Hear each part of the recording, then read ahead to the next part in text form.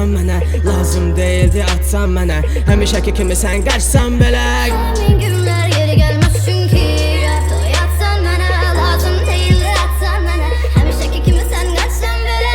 Həmin günlər geri gəlməz, yenə mənim ilə bir gün bir gün ahar, bədənimin tərəvəti elə bir bahar, sinə yumşaqlığı ağzın ahar, sənin ahanalələrin puldan bahar. Üzər islah saçlarından, kipriklərdən axanda tuş, çirkin səslər dəllər isti, göz və gözümlə baxanda sus. Eyfel və Paris kimidir, kərgəcə istifanlı portrait. Sən lütfədənə fiqara geyin və gəl yorlandan sonra da siqaret. Dizlər buxarı fon ağır, dizdən yuxarıdan qalxır. Yox etirazdan sən dağılsan, dişlənsindir qolbağımı. Bədəndir elə bir saman dayanır, zaman dayanıb, yaman tamahım. Var mənim də sənə qarşı bu gecə dişləyərəm, inan ki yanan yanağın, hamam dayanıram. Doymaq olmur səndən, soymaq olmur səndən.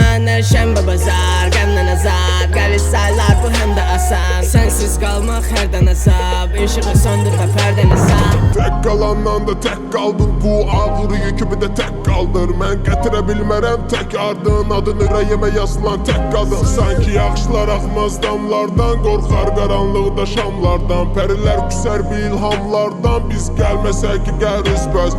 Bülbüllər də qaçar bağlardan, qartallar ürkərdi dağlardan. Birləşərdi sollar sağlardan, biz gəlməsək ki gəriz bəz.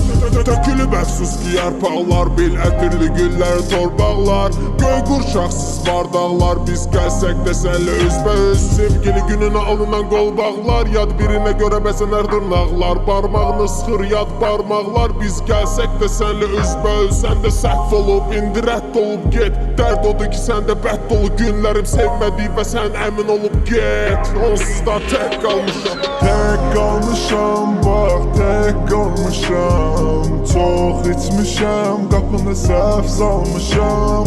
Yad biri açıb onu sən sanmışam. Mən tamamilə yad biri ilə dərdləşmişəm.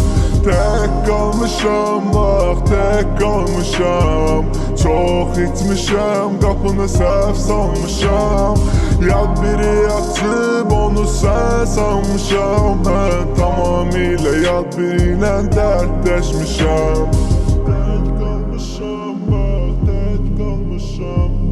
Çox içmişəm, qapını səhv salmışam.